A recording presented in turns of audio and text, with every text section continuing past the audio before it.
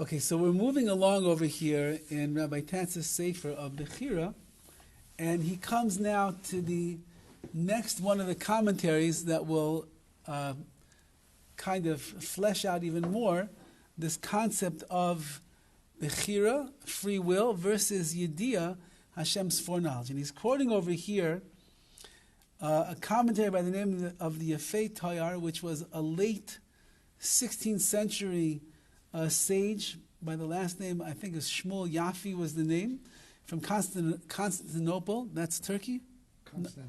Constantinople is Turkey, yeah. So he was in Turkey.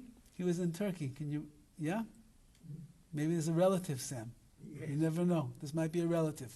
Yeah. So, Yafei, Jaffe, you have any Jaffes in your family? No, that I know. Oh, but he was Sephardi. He was Ashkenazi. Yeah. Okay, very good. Anyway, so he's basing his commentary on the following Midrash that we have. This is the Midrash in Sefer Bereshis. It's from the times of the creation of the world, but listen to what the Midrash says. Rabbi Abahu Rabbi Chia Rabbah. You have two sages, Rabbi Abahu, and the other one is Rabbi Chia Rabbah. Rabbi Abahu said the following statement. Mitchilas briyasa shel olam, from the beginning of the creation of the world, Tzafa HaKadosh Baruch Hu b'maseyim shel tzadikim, Hashem looked at the deeds of the tzadikim, of the righteous, u'maseyim shel rishoyim, and he looked at the deeds of the wicked as well. So this is very problematic. We are saying this whole time that we all have what's called BECHIRA. We can all make any decision that we want to make. And Hashem's foreknowledge does not determine anything that's going to be in your life. And yet we find at the very beginning of the creation of the world, HaKadosh Baruch Hu was already looking into the future, and he saw, apparently, all the deeds of the righteous for all generations, and he saw the ma'asim, the actions of the wicked, for all the generations as well. Like it says in a verse in Tehillim, Ki yodei Hashem derech tzadikim, Hashem knows the way of the tzadikim. What does it mean that he knows the way of the tzadikim? Says the Midrash, it means that he was able to already cast a glance on everything that would take place. One thing. And it says further in the Torah, the land was it was unformed and void. Those are the actions of the Rishoyim, of the wicked. The wicked's actions are empty and unformed and void. And Hashem said, Yehi or, let there be light. So now this Gemara is expounding upon these verses and showing you a deeper meaning of what was going on. It says in the Torah, or let there be light. Hashem said, let there be light. These are the actions of the tzadikim. The actions of tzadikim are light. The actions of the rishoyim, of the wicked, are unformed, void, and darkness. So the Gemara asks, Aval eini yodea be'ezem chafetz, but I don't know which one of these actions does God prefer more. Does he want the actions of the tzaddikim or the actions of the rishoyim or the wicked? However, but now that we see that Hashem saw the light and it was good, and light is indicative of the actions of tzaddikim, so then what do we learn there? It must be that Hashem desires the actions of the tzaddikim. He doesn't want the actions of the wicked. Yeah, that's a very good question. Why would he even want the actions of the wicked? Because if my purpose in creating the world is that everybody should have BECHIRA, should have free will, so then I need to accept the actions of the righteous along with the actions of the wicked. Because since I don't plan or program anybody's life that they should become the person that they're going to be, so I've left it up to you, says Hashem. So if you want to be a righteous man, it's your permission. Go ahead, become righteous. if you want to become wicked, it's also your permission is in your hands, go and become wicked. And therefore, since what really matters to me is that every man and woman in this world is going to have BECHIRA, free will, so it's hard to know which one does Hashem treasure more. Meaning, at the end of the day, both you and I, whether I made the right choice or the wrong choice, and whether you made the right choice or the wrong choice, either way, we both utilize the medium or the vehicle of BECHIRA, free will. And that's what Hashem wants. He wants us to have free will. So which one does Hashem like more? Says the Torah, says the Midrash, obviously, at the end of the day, Hashem would much rather you make the right decision over the wrong decision, and therefore He desires the actions of the tzaddikim much more than He desires the action of the Rishonim. But it seems to be that in the question of the Midrash is, well, since Hashem wants BECHIRA, how do we know which one he treasures more? Meaning, He allows us to fail. He allows us to make mistakes. It's just like for a child who's learning how to walk. If a parent will hold the child's hands all of the time, they will never learn how to walk because they never fall, they never cry, they never have to get back up, they never have to try walking by themselves. It's only because they learn how to walk without holding on to anything do they begin to get balance and they get their gravity, their center of gravity, and therefore they're allowed to begin walking and walking and walking. But if I hold on to the hands all the time, they might never ever really walk on their own. Says HaKadosh Baruch Hu, I could hold your hands, I could walk you in the right direction, and therefore you'll always make the right decisions. But what have you gained? Absolutely nothing. Because nothing is really yours. It's really not your choice. If I'm pulling you in this direction, I'm telling you where to walk, you're not really walking on your own. So therefore I set up a world where it's either or. Either you will make the right decision, and you'll be rewarded handsomely for that, or you'll make the wrong decision. Yeah, there's going to be a punishment and consequence that comes along with it, but I need to make it in such a way so that if you stumble and fall, you could get back up again and strengthen yourself and then make the right decision. So the Midrash seems to be asking a very, almost a simple question. It sounds like a bizarre question, but it's almost simple. We don't know which one Hashem wants more, because at the end of the day, you need both choices in this world to be a person that's going to have BECHIRA. And yeah, if you make the right choice, great. But if you make the wrong choice, also great, because you can learn from your mistakes and you can become a better person as a result. Says the Midrash, yeah, but if you look at the last thing that Hashem says, or the light was good, therefore you see that if HaKadosh Baruch Hu would have His druthers and His choice, He would much rather you make the right choice over the wrong choice, but He has to leave you an opportunity to make the wrong choice. Otherwise, there will never be something called BECHIRA. Yeah. Yeah, to the extent that it's relevant, I came across a little side-by-side cartoon, so many years ago. It said like this: there's so much bad in the best of us, and so much good in the worst of us, that it's hard to decide which of us should reform the rest of us. Okay, very good. A similar idea over here. Now, Amar Rabbi Chia Rabbi. So, okay, the first statement was Rabbi Abahu. He's saying that Hashem looked into the future and He saw all the deeds of the righteous, and He saw all the deeds of the wicked. And we don't know which one He wants more. In the end, we say, Ki Tov, it's good. When people do the right thing, that's really what's good in the eyes of Hashem. He would prefer that. But He has no choice but to offer you an opportunity to make the wrong choice. Otherwise, there's no BECHIRA.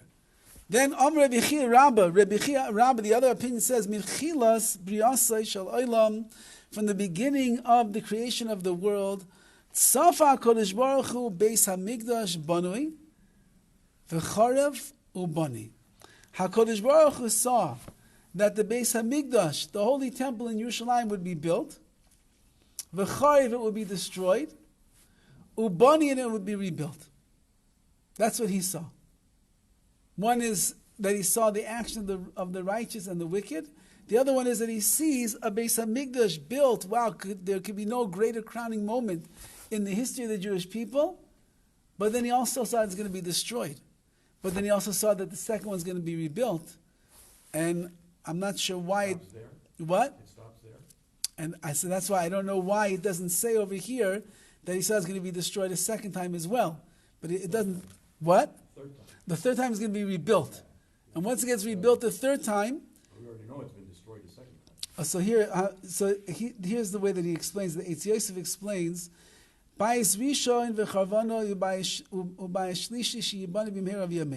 Means like this, that the first temple would be destroyed and built, and the second temple will be built and destroyed, and then the third one, Ubani, will be rebuilt, speeding in our days. And you know what? He actually asked me a question. He says the Midrash is saying like this: the base of Midrash was built and destroyed, and then it was built. Bayis Rishon, it's talking about the first base of Midrash that was built, v'chabanu, and then was destroyed, and the one that was built and remains built, Ubayis Shlishi, that's talking about the third temple which should be built speedily in our days. Why doesn't it mention the second base of Mikdash? Right? It was built and destroyed, then it was built the second time and destroyed a second time. Why is the Midrash skipping out on that? Because the second base of Mikdash was not a complete edifice, a complete structure. Because we know that when they rebuilt the second base of Mikdash, it was lacking 5 things that were in the first one, and therefore it's not a complete binyan, a complete building, and I guess not a complete destroying either. And the first one and the third one will be the ones that are complete. One of the things that the second one was missing was Shechina. The divine presence did not rest in the second base of Mikdash the way that it rested in the first one. So therefore he's saying it's not chas v'shalom, not inconsequential, but it's not on the same level as the first or the third, and therefore it's not mentioned. So the second temple hasn't been built yet. The second temple was built. The third, it was lacking 5 of the things, right. But it was built and it was destroyed. Right. But it didn't count, though. It did count, but it's not on the same level of the first or the third. Okay, so if they built the next one, they can say that's a complete second one, and we're still waiting for the third. We are waiting for the third. But I'm saying because it wasn't complete the second one. Yeah. And if they do build it, and nothing really happens of the miraculous It's like nature. you built a house and you built the second one, you didn't build the living rooms. And, It wasn't really a house. It's still a house. Well, if Hashem's not in it, Yeah, it's well, not. then- If the divine being is not in it, then it's not really the temple. You're right. I mean, it is I'm lesser. just saying there's room for a loophole here.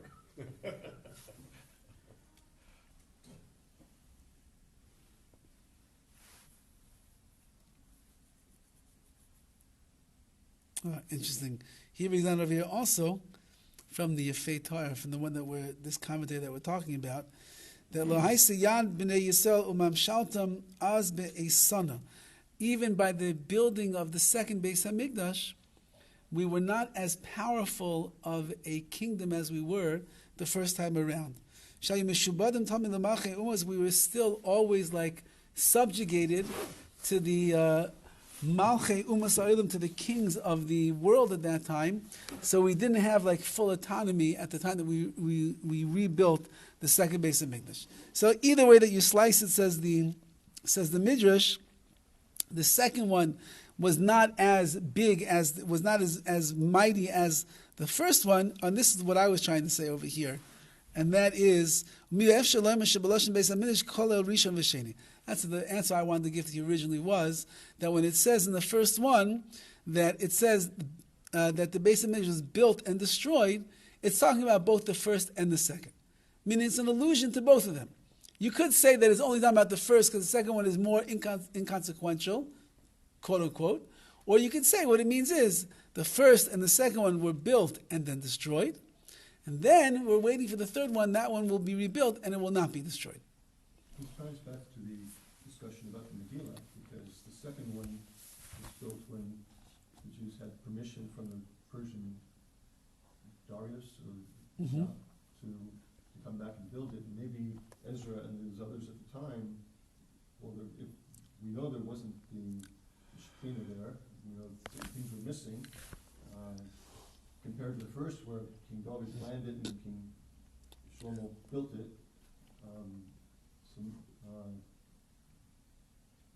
you say, we're in the grip of other nations to some extent with the second because of the permissions that were required, etc. Correct. That's what he seems to be saying. So let's go a little further over here in the Midrash. So he quotes the verses from the creation of the world that are that he's darshaning, that he expounds upon them, that they're relating to the base of Midrash. Breshis bar Elokim, in the beginning Hashem created Haribanu. That's referring to the building of the base of Mikdash. Heich ma da'at amar lintoy shemayim v'lisad aretz v'aretz ha'isesoi v'vohu. The land was empty and unformed. Haricharev, that's talking about where the destruction of the base of Mikdash. Ra'isi es ha'aretz v'nesoi v'vohu. V'yomer Elokim yi'or. But then Hashem said, let there be light.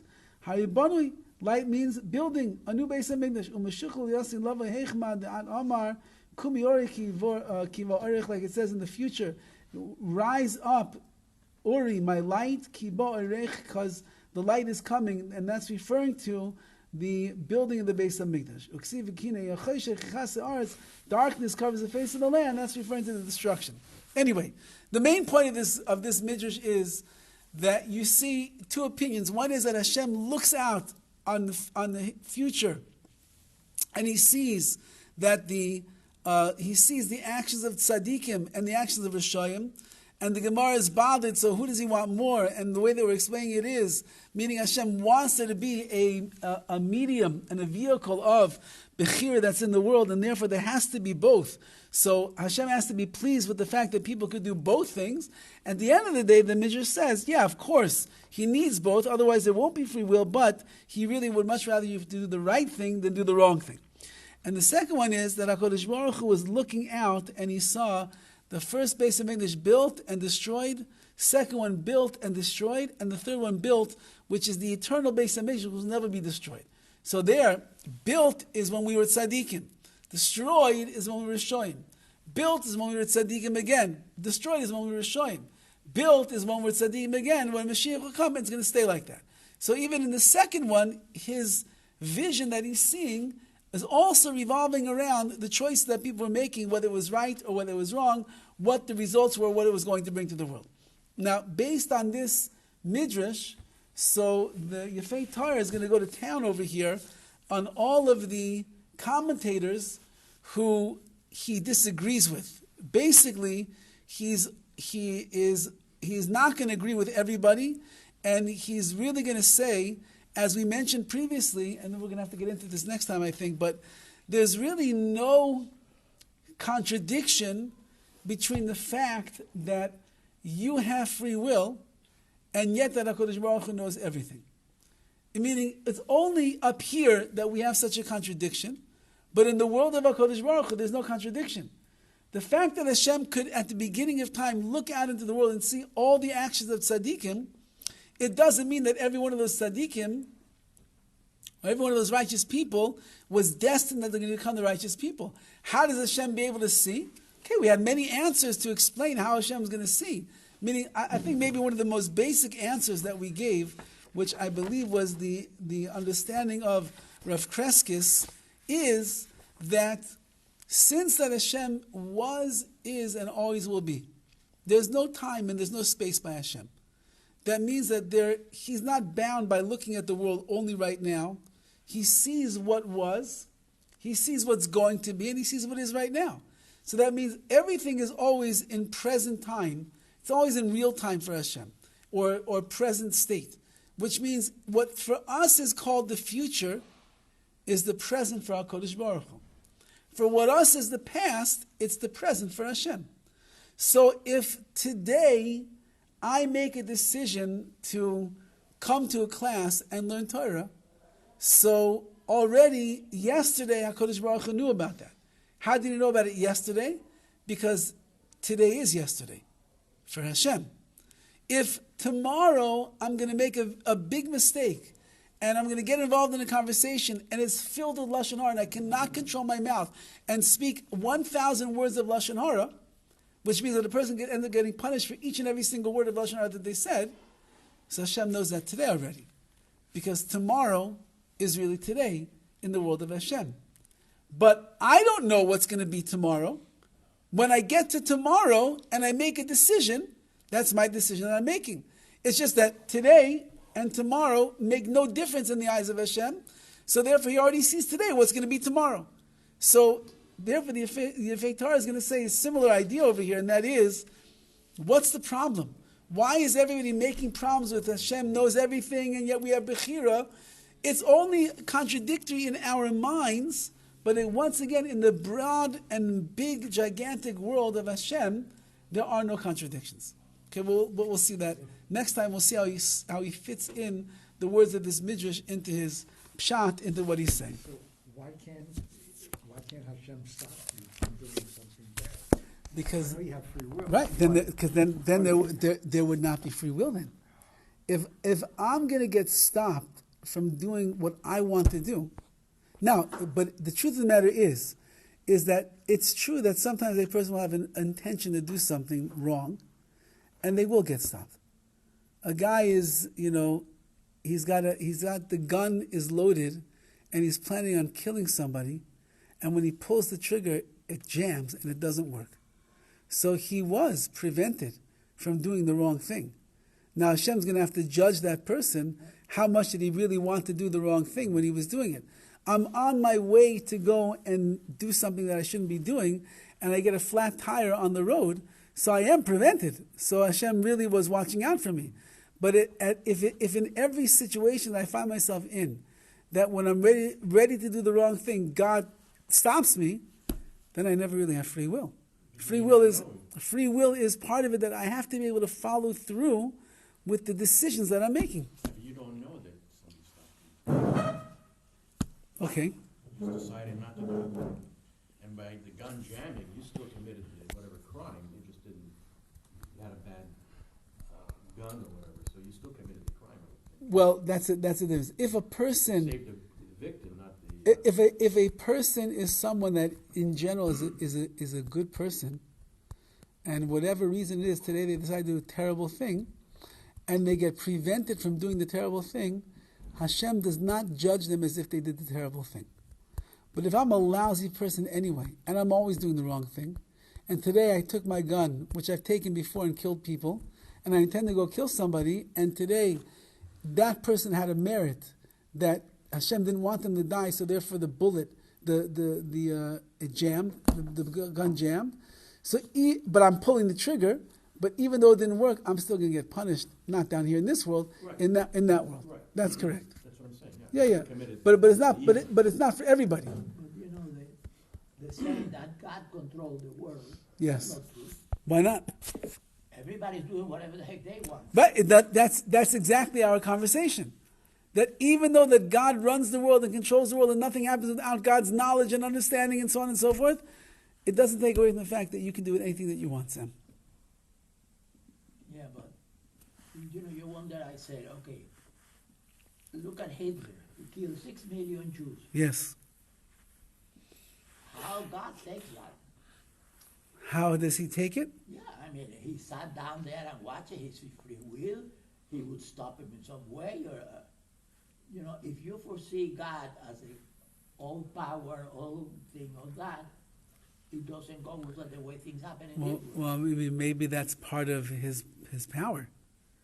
Maybe, as we said, as we're going to see in the story of Purim, that God never brings punishment to the Jewish people.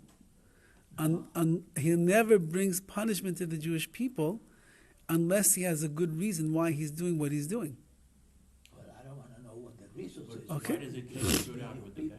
What? Why does it take the good out with the bad? So that we've learned before, and that is a premise that we learned from the death of the firstborn child in Egypt. Why did God tell all the Jewish people to go into their house and put the blood of the Pesach lamb and the bris milah together on the doorpost and stay inside on that night? In every other one of the plagues that God made, the Jewish people could be walking around the streets, and the Egyptians could be running around with lice all over them, scratching themselves, and the Jews walking around, no problem. When it came to the plague of blood, so the Midrash tells us that if there was 1 cup of water, and you put in 2 straws, and one was being drunk by a Jew and the other one was being drunk by an Egyptian, so from that same cup of water, the Jew would drink sparkling, clean, refreshing water, and the Egyptian would end up drinking blood. So how come suddenly by this plague over here, when Hashem is coming at night to kill the firstborn, why did Jews have to go into the house? They should be able to be wherever they want. Hashem is always discerning. So our sages tell us that when the angel of death is given permission to go and kill on a global type of a level, so then everybody is in harm's way. And therefore you must do whatever you need to in order to protect yourself from that death which is coming to the world. Yeah. So therefore the Jews had to do a mitzvah of the blood on the doorposts, and they had to stay inside of their homes so that the angel of death, which was on the outside, would not see them. So the same thing over here. You could have wonderful people that are all part of the cloud, that are part of the community and the group, and even though perhaps, let's say, they do not deserve the wrath that is coming into the world, but they're going to be part of it. Yes, but using his example, there was no Moses or Aaron to notify the Jews to do something, to get out, put blood on your door, something to let them know, hey, this is what you have to do for yourself. Correct. So they were blind. They were blindsided. Who was blindsided? The Jews and everybody else. You're talking about by the Holocaust? Yeah. I mean, I'm not sure what you mean. Nobody was telling him, hey, put the blood on the door. Well, there was none of that. It was just. I'm just saying, there's no warning to the Jews saying, hey, if you do X, Y, and Z, you'll be saved from this. Well, I mean, I would beg to differ with that last statement that you're making. I don't know. I'm just using No, that as an example. meaning that if you watch historically, in the 500 years leading up to the Holocaust, you will see that Hashem was sending a lot of warning signs to the Jewish people that they need to shape up and improve their ways. And he brought many different things that did not cause such a mass extermination. And every one of those things that Hashem sent was always like a prodding to the Jewish people that I'm not happy. There's some issues going on with your nation right now. You better make amends and do tshuva and come back to where you're supposed to be. But we did not get the message. But we're still taking out the good with the bad. Yes, because who says? I'm doing everything right. But no, again, 2 things. Number one, when there is a decree upon the world or the Jewish people that there's going to be mass death, so everybody's in the way. And number 2, the Midrash tells us that when Hashem was coming to destroy the Beis HaMikdash, he said he's going to start with the tzaddikim. He's going to start with the most righteous of the generation. And the angels came before Hashem and they said, why are you starting with the righteous? They didn't do anything wrong. They're righteous because they're learning, they're davening, they're keeping all the mitzvahs. It's the Rishoyim, the wicked people, they deserve to be destroyed. He said, they didn't do everything right. So the angel said, what do you mean they didn't do everything right? We're looking at their deeds. They did. No, because they could have come and told the Jewish people and rebuked them and told them to stop doing the wrong things, because Hashem is getting very upset and angry and he's going to end up bringing destruction to the world. And they did not go and tell the people to change their ways and help them change their ways. So the angel said to God, yeah, but you know that it wouldn't have helped. The people were so far gone at this time, even if you yourself would have come down to the world and tried to tell them to do tshuva, they wouldn't have listened to Hashem. So how can you have complaints against the righteous of that generation? So Hashem said, I know that the people wouldn't have listened, and you know that the people would not have listened. But the tzaddikim didn't know that the people would not have listened, and they were obligated to try. And because they didn't try, therefore, they're held accountable for this as well. I think that we try to explain and understand and everything. I don't think we have the capability to do that. But you're right. We don't have the capability, but we try our best to understand whatever we can. But as I said, we don't really know why these things happen. We are assuming. We are trying to find explanation, but I don't think we have the capability to do that. We don't have the capability to understand 100%. You are correct. But we have to have some kind of an understanding so that we should be able to put things into perspective for ourselves. Yeah. Okay? Have a wonderful day, everyone. Thank you.